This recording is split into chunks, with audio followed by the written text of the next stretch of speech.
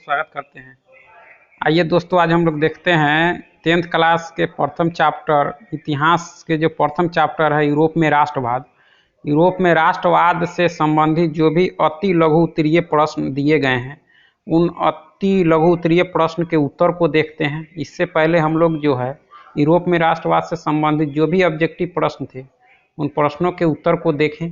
आज हम लोग अति लघु उत्तरीय प्रश्न जो दिए गए हैं, जो आपको दिखाई दे रहे हैं, उन प्रश्नों के उत्तर को देखते हैं। पहला प्रश्न है कि राष्ट्रवाद क्या है, दूसरा है कि मेजनी कौन था, तीसरा कि जर्मनी के एकीकरण की बाधाएं क्या थी, और चौथा है कि मेटरनिख क्या है।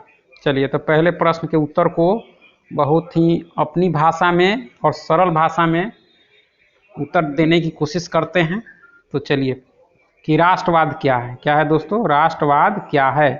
तो राष्ट्रवाद जो है, तो राष्ट्रवाद का शाब्दिक अर्थ होता है राष्ट्रीय चेतना का उदय होना, यानी राष्ट्र के प्रति चेतना का उदय होना ही राष्ट्रवाद है।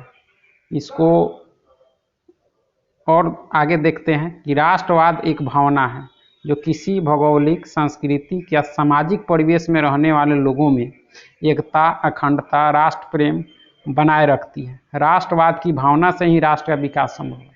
यानी कहा जाए तो राष्ट्रवाद जो है वह एक प्रकार का क्या है, भावना है जो किसी भी भौगोलिक, सांस्कृतिक या सामाजिक परिवेश में रहने वाले लोगों में एकता, अखंडता बनाए रखती है। तो राष्ट्रवाद क्या है, एक प्रकार की भावना है। किसी भी राष्ट्र के लिए राष्ट्रवाद का होना मतलब बिल्कुल जरूरी है, तभी किसी राष्ट्र का विकास संभव है। चलिए, दूसरे प्रश्न को देखते हैं। मेजनी कौन था? मेजनी जो था वह कौन था दोस्तों? तो मेजनी कौन था? तो मेजनी जो था वह था साहित्यकार था, सेनापति था और गणतांत्रिक विचार का समर्थक था। यानी लोकतंत्र में मतलब लोकतांत्रिक विचार का समर्थक था। कौन? मेजनी। और एक साहित्यकार भी था और सेनापति भी था और लोकतंत्र में भी विश्वास करता था मेजनी। मेजनी को इटली के एकीकरण का मसीहा कहा जाता है। मेजनी को जो इटली का एकीकरण का मसीहा कहा जाता है, उसने 1831 में यंग इटली तथा 1834 में यंग यूरोप नामक संस्था का गठन किया था। यानी 1831 में यंग इटली और 1834 में यंग यूरोप संस्था का जो गठन किया था वह किया था मेजनी ने।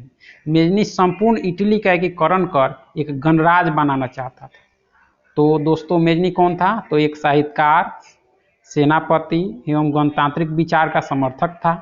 वह इटली का एकीकरण कर एक गणराज्य बनाना चाहता था। इसके लिए उन्होंने दो संगठन बनाए थे, एक यंग इटली और दूसरा यंग यूरोप।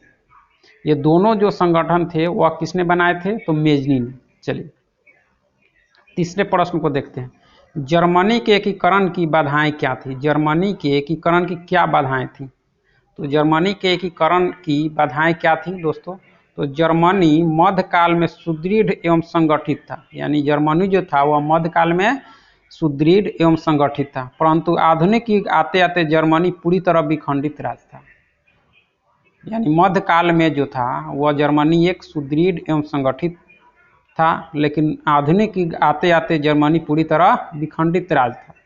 तो इसके एकीकरण के बाधाएं तो बहुत थी, लेकिन जो मुख्य बाधाएं थी उसको देखिए। पहला कि जर्मनी में लगभग 300 छोटे बड़े राज्य थे। यानी 300 छोटे बड़े राज्य को एक साथ बांधना कठिन था। तो ये सब जो थे वो जर्मनी के एकीकरण की बाधाएं थी। दूसरी, सामाजिक, धार्मिक, राजनीतिक विषमताएं थी। यानी समाज में सामाजिक विषमताएं, धार्मिक विषमताएं और राजनीतिक विषमताएं थी। इन सब विषमताओं के कारण जर्मनी का एकीकरण कठिन था। चलिए, तीसरा जो बाधाएं अगर देखा जाए तो उत्तर जर्मन राज्यों में पर्सा शक्तिशाली राज्य थे। तो ये सब जो थे वो जर्मनी के एकीकरण की बाधाएं थी। यानी जर्मन में लगभग 300 छोटे बड़े राज्य थे।